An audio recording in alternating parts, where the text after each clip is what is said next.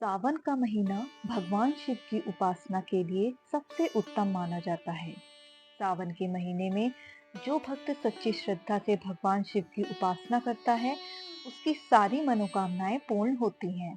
साथ ही सावन के महीने में भगवान शिव की पूजा करने के साथ साथ स्कंद पुराण में वर्णित इस कथा का पाठ रोजाना करने से भगवान शिव की कृपा मिलती है। तो चलिए शुरू करते हैं सावन मास व्रत की कथा। सूत जी बोले, हे मुनियों, आप सभी पुण्यात्मा हैं। मैं आप लोगों की जिज्ञासा और भक्ति से अत्यंत प्रसन्न हूँ।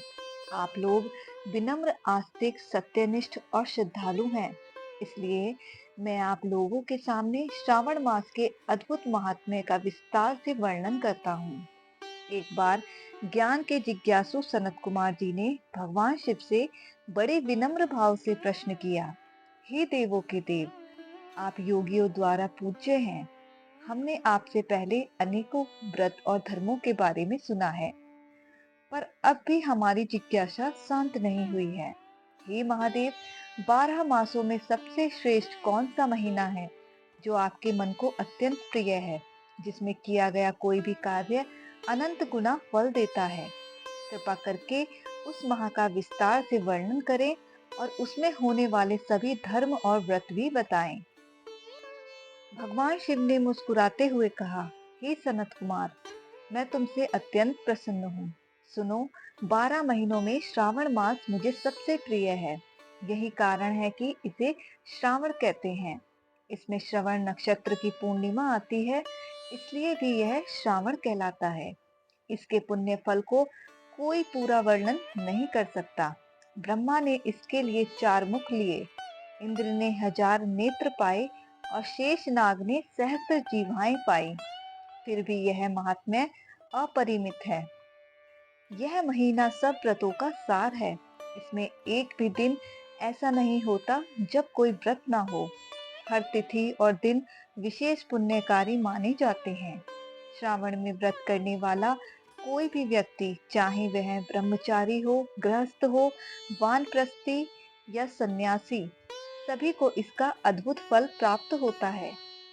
दुख, संकट, इच्छाएं और सभी समस्याएं इस महीने में शिव भक्ति से दूर हो जाती हैं। सनत कुमार ने फिर निवेदन किया, हे प्रभु, कृपा कर बताइए कि किस दिन कौन सा व्रत किया जाए, इसका क्या फल है, किस तिथि पर किस देवता की पूजा करनी चाहिए, किस व्रत की क्या विधि है, आपके लिए यह मास इतना प्रिय क्यों है? कृपा कर मुझे सब विस्तार से बताएं। भगवान शिव ने कहा, हे सनत कुमार, तुमने जो पूछा वह सब बताना सरल नहीं, फिर भी तुम्हारी श्रद्धा के कारण मैं सब बताता हूँ। इस मास में मेरे अनेक अवतार और लीलाएं हुई। इस मास में समुद्र मंथन हुआ, हलाहल विष निकला, जिसे मैंने कंठ में धारण किया और नीलकंठ कहलाया। तभी से मेरी पूजा में जलाभिषेक का विशेष महत्व हो गया। सावन में प्रत्येक दिन शिवलिंग पर जल चढ़ाना, व्रत रखना और नियम पूर्वक पूजा करना महान पुण्यदायक होता है। इस मास में भगवान विष्णु योग निद्रा में जाते हैं और सृष्टि का संचालन मेरे हाथ में रहता है। इसलिए सावन के 4 महीने चातुर्मास कहे जाते हैं। जो भक्त पूरी श्रद्धा से इस माह में उपवास, रुद्राभिषेक और दान करते हैं, उन्हें अक्षय फल मिलता है। इसी मास में पीपल के पेड़ को भी विशेष मान्यता है, क्योंकि त्रिदेव का निवास उसी में माना गया है, ब्रह्मा, विष्णु और मैं स्वयं। हे सनत कुमार, जान लो, केवल मेरी पूजा से पंचदेवों की पूजा पूर्ण मानी जाती है। मेरी शक्ति दुर्गा, गणपति, सूर्य, श्री हरि सभी मेरे स्वरूप में समाहित हैं। मैं शिव हूँ, कल्याण स्वरूप और हर हूँ पापों का नाशक।